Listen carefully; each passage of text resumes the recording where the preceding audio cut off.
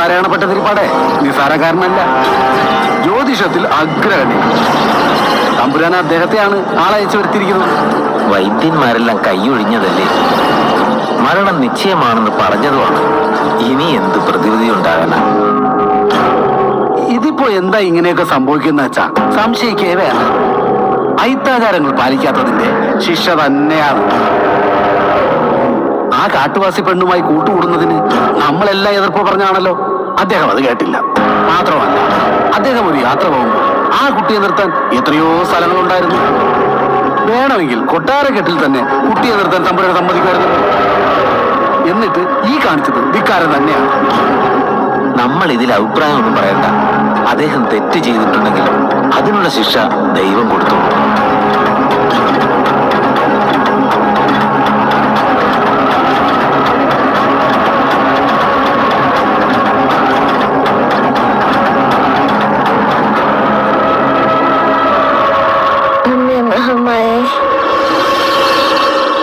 എന്റെ ദേഷ്യം വിളിച്ചൊന്ന് എനിക്ക് ആപത്തൊന്നും വരുത്തരുത്.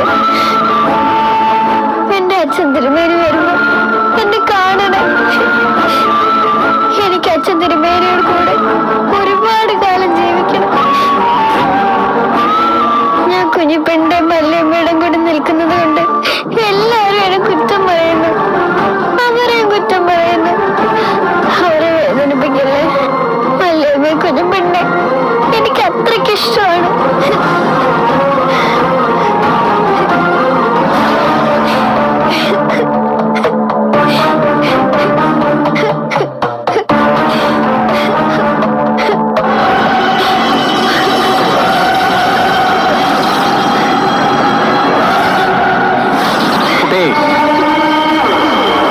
പറയുന്നുണ്ട്, ബുദ്ധിമുട്ടൊന്നും തോന്നരുത്. കുട്ടിയുടെ അച്ഛൻ തിരുമേനി തിരിച്ചു വരുന്നവരെ കുട്ടി ഈ ക്ഷേത്രത്തിൽ വരാൻ പാടില്ല. അതെന്താ അങ്ങനെ? എനിക്ക് ദേഷ്യമാലത്ത് അമ്മയുടെ നടയിൽ വരെ വിലക്കോ? കുട്ടിക്ക് ഇപ്പൊ ശുദ്ധമുണ്ടോ?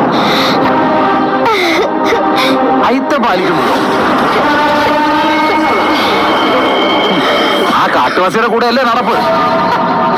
അതിന്റെ ദോഷം നാട്ടിലെങ്ങും കണ്ടു തുടങ്ങിയിരിക്കുന്നു. അതുകൊണ്ടാ. എന്താ എന്താ തർക്കം? അല്ല തമ്പുരാൻ, ഈ കുട്ടിയോട് ഇനി ക്ഷേത്രത്തിലേക്ക് വരാൻ പാടില്ല എന്ന് പറയുമായിരുന്നു. കാട്ടുവാസിയുടെ കൂടെ നിന്ന് വരുന്ന ഒരു കുട്ടിയെ ദർശനത്തിന് അനുവദിക്കുന്നത് എങ്ങനെയാ? അച്ഛൻ ദേശമംഗലത്തെ പൂജാരി ആയതുകൊണ്ട് മകള് ആചാരങ്ങൾ മറികടക്കണമെന്നില്ലല്ലോ. നോക്കൂ, എന്തിനാ ഈ പാവം കുഞ്ഞിനോട് നിങ്ങളിങ്ങനെ രോഷം കൊള്ളുന്നത്?